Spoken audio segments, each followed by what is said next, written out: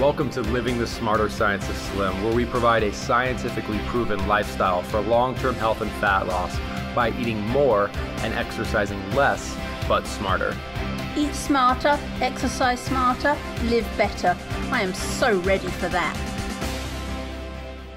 Hey everyone, Jonathan Bailor back with another bonus Smarter Science of Slim podcast. Today's show is going to be packed with goodness, and we have it's seemingly a kindred spirit to me on the show. I'm so happy to have discovered today's guest, and certainly I'm not the first person to discover him. He's quickly climbing the internet nutrition charts, and for good reason, because he is determined to help make the best and most rigorous scientific research out there around nutrition accessible to all of us. So you can see why I love this guy. And he does so in such an elegant and simple way.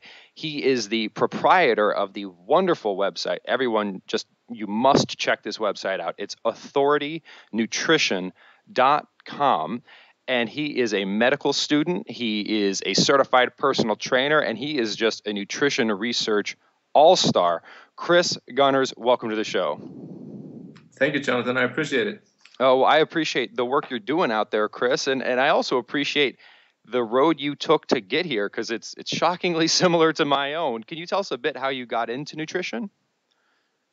Well, I originally got interested in all of it about 6.5 years ago. At first, I was mainly into the fitness bodybuilding supplement thing, but I quickly lost interest in it and stumbled upon the paleo diet. And since then, nutrition and you could maybe say alternative nutrition, because it's not in line with the official guidelines and stuff. But since then, that's been my main interest and passion in life, reading about nutrition and the research behind it. And it's just amazing, Kris. I certainly can empathize with that story of once you start, obviously with your background in personal training, your background in quote unquote bodybuilding. Again, that's how my path started as well. And when you started to look at the research, when you started to look at the actual clinical data, it just sounds like you were just so shocked at how different it was that it became a bit of a healthy obsession to keep digging into it. Yeah, that's true. At first, it was a bitter pill for me to swallow how things are in nutrition, because I consider myself to be a man of science, and I used to think the authority figures like doctors and dietitians and the organizations were right about everything. But I've realized that they are mostly wrong. Well, they seem to be wrong about the majority of what they're saying. And I've realized that there is so much conflict of interest in there. For example, the Academy of Nutrition and Dietetics is sponsored by the food companies, and the American Diabetes Association is being funded by drug companies by millions of dollars per year. And I've realized that people need to hear the true side of the story, the real scientific message, not the stuff that, the corporations are paying for. And Kris, on one hand, it is, for me as well, it was a bitter pill to swallow, and saying, like, how can all of this be wrong? I remember, though, very clearly one moment where I said to myself, I was walking around, and I was in the Midwest of America at the time, which is one of the most obese and diabetic areas in the entire world, and I was looking around at all the individuals suffering from these conditions. And I thought to myself, actually, how could the advice be correct?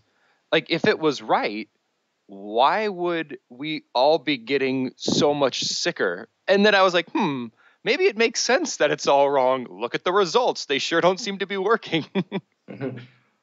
Yeah, you're absolutely right. It's not working at all. Well, and if you look at the obesity epidemic that started around 1980, this is almost the exact same time the low-fat guidelines first came out. They came out in 1977, and if you look at the graphs of obesity, the obesity epidemic starts at that exact time. Oh, absolutely. It is just shocking. And what's even more shocking, Kris, sometimes is we look into these things, you do such a great job on your site of, you capitalize on the top 10 this, or the top 7 this, or 15 million reasons why this. And I just love that. And it drew me in. And there were some specific myth busting you did that I know our listeners would love to talk about, or hear you talk about, excuse me. So the first has to do with something we're told, at least I've been told, is bad for me, but actually isn't. And that's coffee. What did you discover when you dug into the actual research around coffee? Well, I discovered that it certainly isn't bad for you, or there certainly is no evidence that it is bad for you. And there is a lot of research on coffee, but most of it is observational data. They take a group of people, ask them what they eat, what they drink, and then after 10 years, see which diseases they got and how they fared in their lives. And the studies on coffee show that the people who drink coffee are actually much less likely to get many really serious chronic diseases like diabetes, Alzheimer's, dementia, and liver diseases.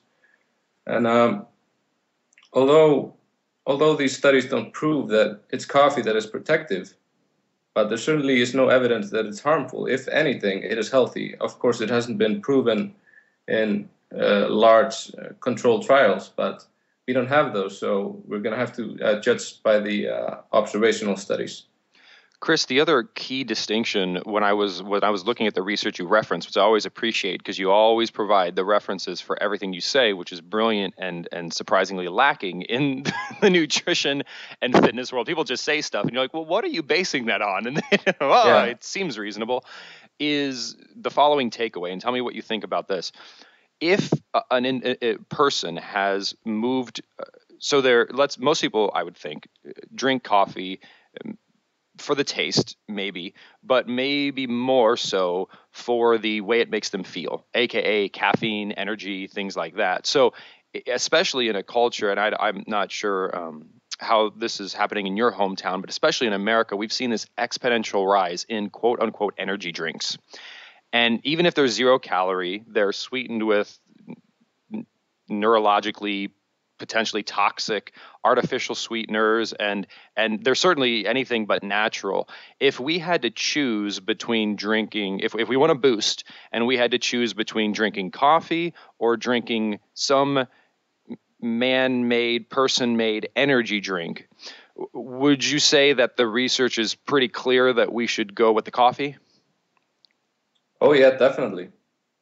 Coffee is actually not just hot liquid with caffeine. There's plenty of bioactive substances in it. And in fact, coffee is the single biggest source of antioxidants in the diet in Western countries for most people. And it outranks both fruits and vegetables combined. So you're not just getting the caffeine boost, you're also getting some important nutrients in there as well. There's also some B vitamins and I don't remember exactly which vitamins, but if you drink 3 or 4 coffees a day, they add up. And, the energy drinks are nothing, there's nothing good in there. It's caffeine, usually a sugar or artificial sweetener. Hands down, choose coffee instead if you need a boost. And Kris, I love the studies you included that showed that coffee is the primary source of antioxidants in many Western countries. And that actually shows 2 things. One, that coffee has antioxidants in it, and that's good. But also how poor the quality of many of our diets are, because that data also seems it could indicate that coffee is extremely high in antioxidants, and coffee is high in antioxidants. It also indicates the relative deficiency of antioxidants in the standard diet. Would you agree? Yeah, totally. I agree. I'm not sure this would apply to people eating a paleo diet with plenty of vegetables, but for the average American eating, fast food and junk foods 3 times a day, coffee might just be the healthiest part of their diet. And Kris, let's be very clear with the listeners. When we say coffee is healthy, or definitely healthier than these energy drinks, we're talking about black coffee. We're not talking about coffee with a bunch of sugary syrups and all kinds of other garbage in it, right? Yeah, absolutely. If you put sugar or anything artificial with trans fats or something in it, then you're turning something healthy into something very unhealthy. And if you do want to change the taste of your coffee, some things I've had great success with, and I'm curious what you would think about this, Kris. A couple things. One, adding cinnamon. I love adding cinnamon to my coffee, and cinnamon is also wonderfully healthy for you. I also sometimes enjoy adding a little bit of stevia, or potentially even some flavored stevia, which is all natural, to my coffee. What do you think about that? I think that's a great idea. Both cinnamon and stevia have some evidence of health benefits. So if you enjoy your coffee more with those in it, then by all means. So very clear takeaway here, listeners. If you're looking for an energy boost, don't believe the marketing hype, because these energy drinks are going to say, oh my gosh, we're great sources of this and we've got this blah, blah, blah, blah. That's marketing. Stick with the coffee, stick with the black coffee, throw some cinnamon in there, throw some stevia in there if you want to sweeten it up, and you'll be energized and healthier, it sounds like. Yeah, that's according to my research. That's what you should be healthier. But of course, there is a downside to coffee. If people drink it late in the day, they tend to lose sleep, and for some people, it can cause anxiety and stuff. So, people need to evaluate this based on their own experiences too, and do a little self-experimentation. Absolutely, and certainly listeners of this podcast might say to themselves, well, Jonathan, should I be I very strongly advocate the consumption of green tea, because certainly the research around there's just massive amounts of research around the health benefits of green tea. And personally, my recommendation here, listeners, please don't hear me. It's like, if you don't drink coffee, I'm not saying go run out and start drinking coffee.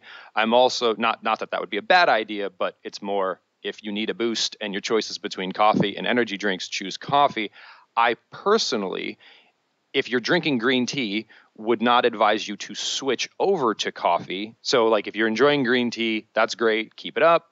The point here is, if you're already drinking coffee and you feel bad about it, you don't need to. And if you're drinking energy drinks instead of drinking coffee, it's probably better to drink coffee. Kris, what do you think about that? Yeah, I totally agree. All right, love it. Well, next thing I want to talk about, Kris, let's stay in the beverage arena. This is one that I get fired up about, and that is, and this is a beverage that we're told is healthy. And in fact, we feed to our children continuously on the pretense that it's healthy. But the research suggests otherwise, and that's fruit juices. Talk to us about fruit juices. Well, like you say, fruit juices are commonly considered healthy, but they really aren't. In my opinion, fruits are fine and can be consumed as parts of a healthy diet, but the fruit juice contains all the harmful stuff from the fruit and leaves out all of the good stuff. Real whole fruits have water, fiber, and they have significant chewing resistance, so it's really hard to overeat on them. And they contain vitamins and minerals and antioxidants and other stuff that's good for you. But fruit juices are just water with the sugar from the fruit, basically. There's a little bit of vitamin C in there, but the harmful effects of the sugar outweigh any benefit you will get from small amounts of vitamin C. And Kris, one thing I've noticed is absolutely 100% in agreement with what you just said. And there's some good news here, and that is, if you just love fruit juice, like let's say you just love drinking orange juice with your breakfast, my thought would be, get a blender, ideally a really good blender like a Vitamix or a Blendtec, not because I own stock in those companies, because I don't, but because I just really enjoy my Vitamix, and just throw a whole orange, obviously peel it, put an orange in there, put some water in there, blend it up, throw some ice cubes in there, and now you have the whole fruit with all of the fiber, all of that stuff, and you've got quote unquote juice. And if you use a good blender, it's just going to be juicy. It's not going to be pulpy and disgusting. What do you think about that? Yeah, I agree. That's a great idea. And I would certainly recommend that above a juicer. They're not the same thing. A juicer is going to take all of the fiber out, and it is going to move you closer to just drinking that concentrated sugar water, where again, if we're fans of whole food, if you blend up a whole food, it's still a whole food. Just like if you cut up a steak, it's not like the act of breaking it into smaller pieces makes it no longer a whole food. So if you want to liquefy stuff, use a good blender, not a juicer. Would you agree, Kris? Yeah, I totally agree with that. All right. Well, the next one, Kris, I'm intentionally going to have to sit on my hands here a little bit, because this is one that I get super pumped about. And that is this healthy, diabetic friendly sugar alternative, which is all natural. Kris, it's all natural, so it's got to be good for us. Agave nectar. What do you think about agave nectar? Yeah, well, in my opinion, agave nectar is not at all healthy to begin with. Like you say, it's a sweetener, a so-called diabetic-friendly sweetener, often used to replace sugar in so-called health foods. And there are some, if on paper, there are some good things about it. It's sweeter than sugar. It has a lower glycemic index, and as you say, it's natural. But that does not make it healthy. Not everything natural is healthy. Yeah, tobacco is natural, is it not? Yeah, it's very natural, and it's very bad for you. And the bad part of regular sugar is the excessive amounts of fructose we get if we eat a lot of added sugar. And the problem with agave is that it contains even more fructose than regular table sugar. So all the evils of sugar also apply to agave. And if anything, agave is even worse, gram for gram. I love what you say about gram for gram, because let's even talk about high fructose corn syrup. Like people, and they should absolutely freak out about high fructose corn syrup. It's not good at all, poison, steer away from it.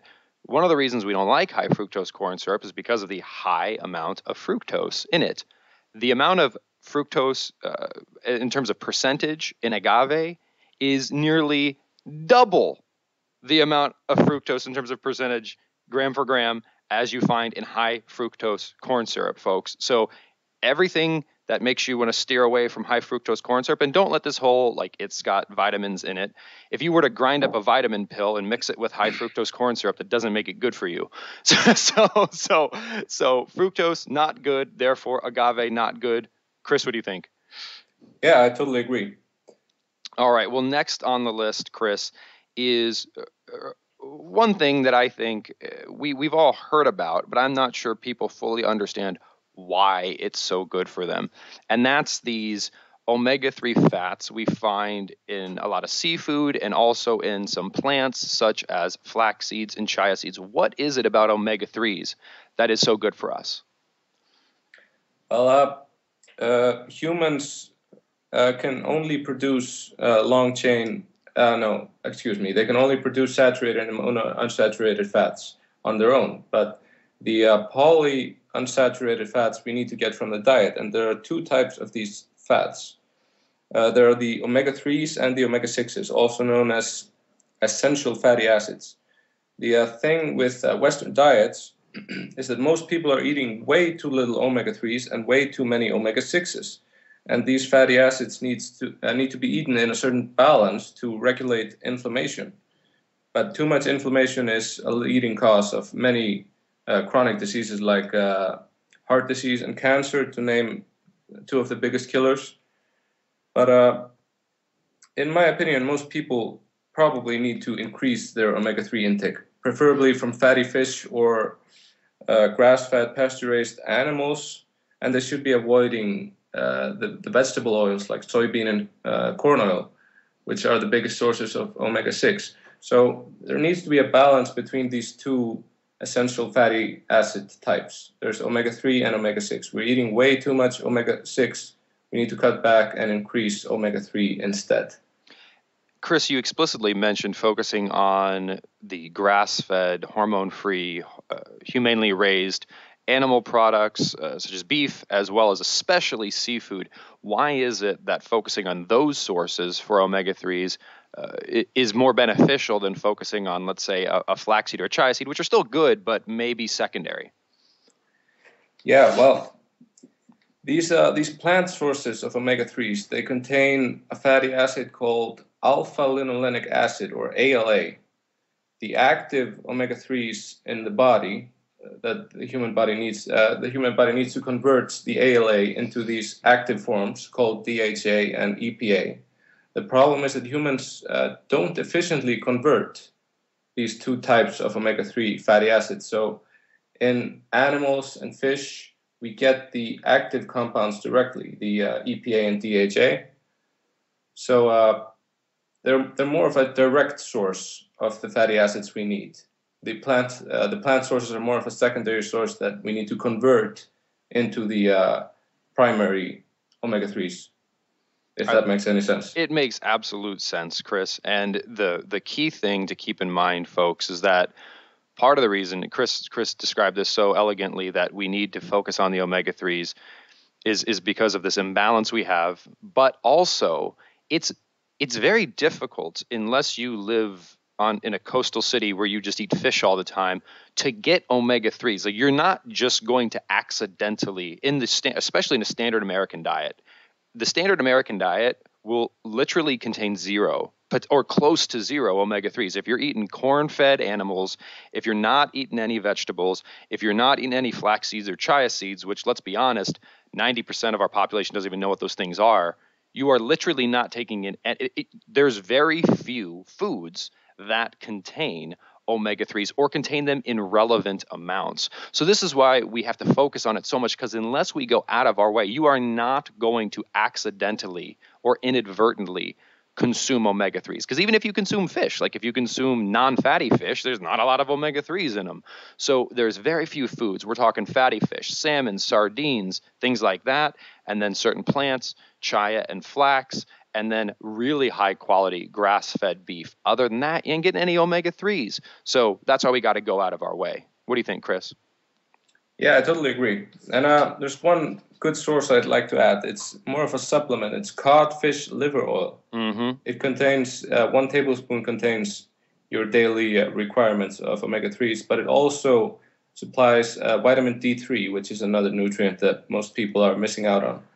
So if people can afford a lot of grass-fed animal products or, fatty fish, then having a tablespoon of this codfish liver oil once per day should be enough, as long as they avoid the vegetable oils and all that stuff. Just for people who can afford, the grass-fed stuff, the good stuff. I love it. And in fact, bringing up the issue of cost, I really appreciate you broaching that subject. Because if you do research on the internet or you go to a supplement store and you look for cod liver oil, you'll probably also find results for just fish oil. And I've noticed that just buying a fish oil supplement is significantly less expensive in certain cases than buying a cod liver oil supplement. What are your thoughts on those two different things? And is paying more a good, or is the cost benefit there? Well, I haven't actually looked very deeply into the difference between regular fish oil and codfish liver oil, but I'm pretty sure fish oil doesn't contain this natural amount of vitamin D3, which is one of the main reasons codfish liver oil is so beneficial. But if the fish oil has vitamin D3 added, then if it's much cheaper, then it may be just as good of an omega-3 source. Excellent. Well, the last thing, and then I have more kind of political things I wanted to get into, talking about your hometown of Iceland, which is certainly some interesting subjects I want to get into. But before we get there, Kris, let's talk about vegetables. Because for me, at least in my research and in my own personal experience and when working with individuals, the average American consumes 1 serving of vegetables per day, 1. And that's probably coming from ketchup. If we can increase the amount of non-starchy vegetables in our diet to even upwards of double digit, the profound health benefits seem to outweigh almost everything else that's discussed in the nutritional community. But vegetables don't seem to get that airtime. Like, it seems like there's just so much airtime dedicated to everything except eating enough vegetables. What do you think about vegetables? What has your research shown? Well, I think maybe one of the reasons they don't get that much airtime is because they're not controversial. This is something that everybody agrees on, that vegetables are so crucially important. And in my opinion, they're just necessary components of a healthy diet. They contain lots of vitamins, minerals, fiber, and they're very low in calories. So the more you eat of vegetables, the less you're going to eat of other foods that are more energy dense. So the research on vegetables is mostly observational, but eating vegetables is strongly associated with a lower risk of all sorts of diseases, and it may even make you live longer if the observational studies are true, which I think they are in this case. And Kris, certainly, while most of these studies are observational, we do have plenty of clinical data, correct me if I'm wrong, showing that the essential vitamins and minerals that we do find in vegetables. Like, we do have plenty of hard data showing that those are good. So it would stand to reason that if we have clinical research showing that those essential vitamins and minerals are good, and then we find these food sources that contain those essential vitamins and minerals in super, super concentrated amounts, that those are good for us. Yeah, absolutely. In my opinion, we should get these nutrients from real foods instead of supplements. I love it. I love it. Well, Kris, now I want to shift a little bit and talk about your wonderful hometown of Iceland. And you have one of the more progressive and comprehensive healthcare systems in the world. And I'm curious as to what you're seeing with obesity and diabetes in your country, and how is Iceland taking a different approach to it than like, let's say, in America or Great Britain, or how's that working in your country? Well, it's not working that well, to be honest. We also have an obesity epidemic and a diabetes epidemic. It's just we're maybe 10 years behind the United States. But the food system in Iceland, it's not as bad as the US, but we do have the same fast food places. We have McDonald's and a Domino's and all those fast food places, and people are getting sick here too. It's just we're just not getting sick as fast as the U.S. Gotcha. And, we certainly have a good healthcare system here, but the same as in any other countries, it's mostly about treating people that are sick. It's not about prevention, unfortunately. And do you see the same? You mentioned that it's potentially just it's still happening, but we're just about 10 years behind the U.S. Are you starting to see a similar message of Domino's and McDonald's is okay, just in moderation? Because, right, it's just, and obviously I don't believe this, but I mean, it's just about calories. So if you eat 1,400 calories a day of McDonald's and Domino's, you're okay because you're eating less, right?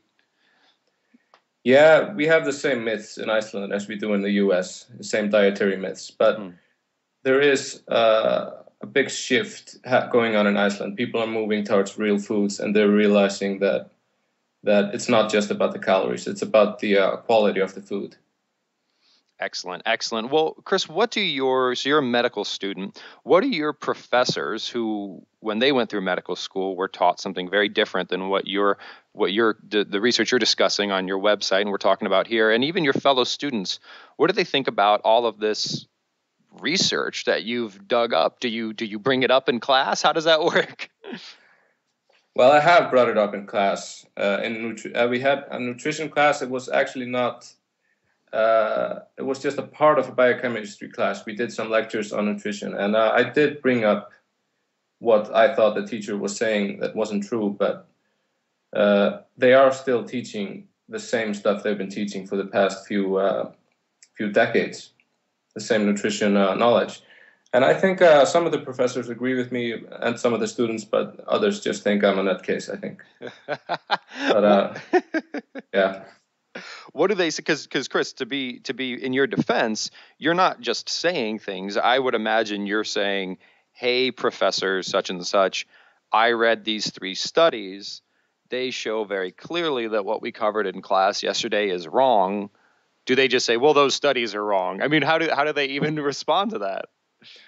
Now, in my opinion, the professors at my school are very open-minded, and they're always willing to discuss these studies. But the teacher that was teaching us about nutrition, she said that this is the material she needs to teach because this is what the government recommends, and it's also what it says in the books that we're reading. Mm-hmm. So yeah, I think they're open-minded, but they don't want to go against the grain in these matters.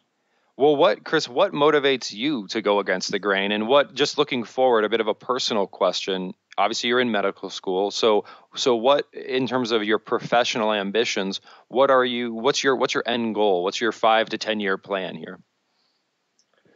Well, I honestly don't know. I just want to finish med school and get my MD.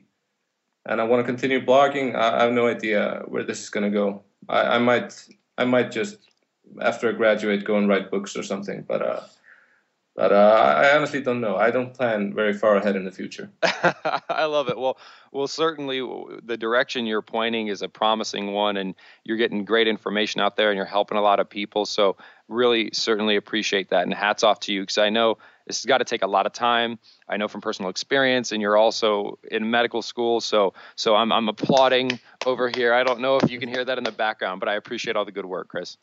Yeah, thanks a lot.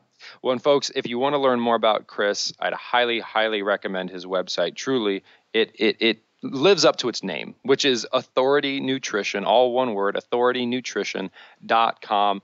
Just a wonderful site, lots of research, and super easy to digest. Kris is really making health and slim simple and scientific, which you know we love. So, Kris, thank you so much for joining us today. Yeah, thanks for having me. I appreciate it. Listeners, I hope you enjoyed today's show as much as I did. And remember, this week and every week after, eat smarter, exercise smarter, and live better. Talk with you soon. Wait, don't stop listening yet. If you like the podcast and if there's other ways we can help you, please join us in the Smarter Science of Slim support group, which is freely available at the Smarter Science of Slim website, smarterscienceofslim.com. There you'll find all kinds of free recipes and success stories and just all kinds of fun stuff, like how to help your kids go sane and just great community content.